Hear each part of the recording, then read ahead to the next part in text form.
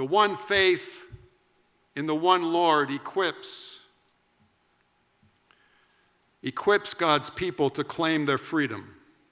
This one faith is loving trust in the one God who is Father, Son, and Holy Spirit. Faith is singular because God is one.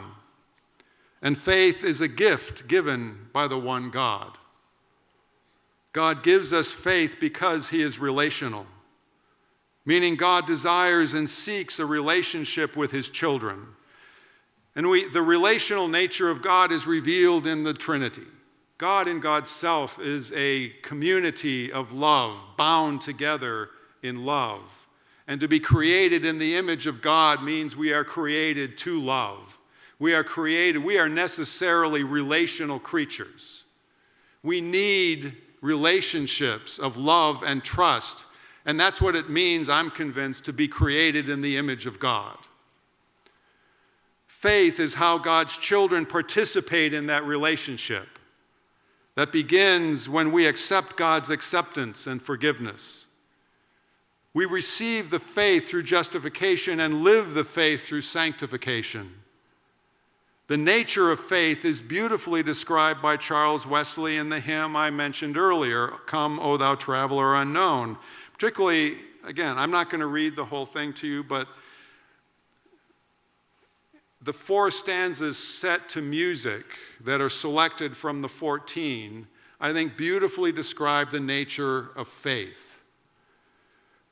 And this hymn is based on Genesis 32, verses 24 to 32, which is the story of Jacob wrestling with God on the banks of the river Jabbok before meeting with his brother Esau, whom he has cheated out of his inheritance. You remember the story. Jacob fears for his life. He's convinced that Esau has every right to kill him because of what he did. And so Jacob sends everybody off, and he stays by the river and spends the night alone by the river, and he finds himself wrestling with God. Faith is like wrestling with God, whose nature and name is love. Like any relationship, faith requires some wrestling.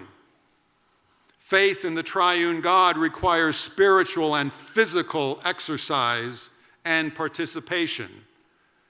We all can learn from Jacob's experience of wrestling with God. God will join in the struggle with you. God will not let you go. God will win in the end. And the struggle with God will change you physically and spiritually. Because if you remember the story, Jacob walks away from that encounter with a dislocated hip, which is the mark of his wrestling with God. And he goes on to meet his brother, and in case you don't know, Esau doesn't kill him. The brothers are reconciled to each other. So Ephesians 4, 1-6 concludes with Paul confessing there is one God and Father of all, who is above all and through all and in all. His confession of the one God summarizes the oneness he describes beginning in verse 1.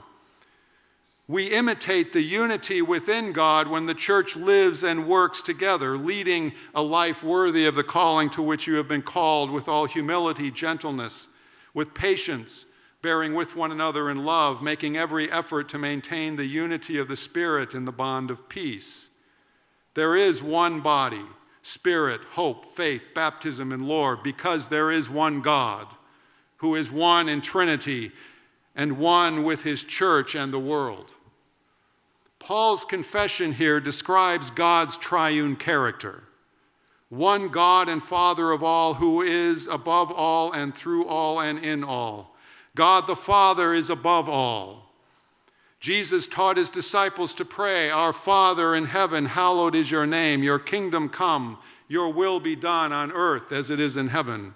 God the Father is above all, working with Christ in the Spirit and his church to bring heaven to earth. God the Son is through all in the life, death, and resurrection of Jesus Christ. The Word This is Eugene Peterson's translation of John 1:14, which I love. The Word became flesh and blood and moved into the neighborhood.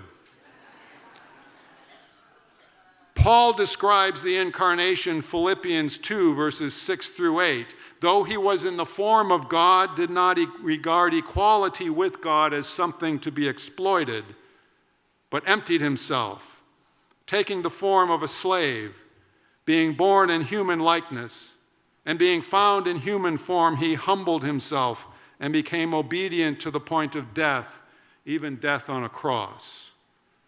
When God took on human flesh, blood, and bone, he shared himself with us, with humankind. God the Son, Jesus Christ, is through all. And God the Spirit is in all. The Holy Spirit is God at work in each human heart. The Spirit gives each person a conscience and the ability to tell right from wrong. It's the Spirit in each heart that, at least as children, gives us a sense of what is just and what is unjust. The Spirit works in us to awaken each of us to know God is God and we are not. The Spirit works in us to move us to accept God's acceptance and to grow in holiness of heart and life. The three prepositions Paul uses, above, through, and in, reveals God's triune and relational nature.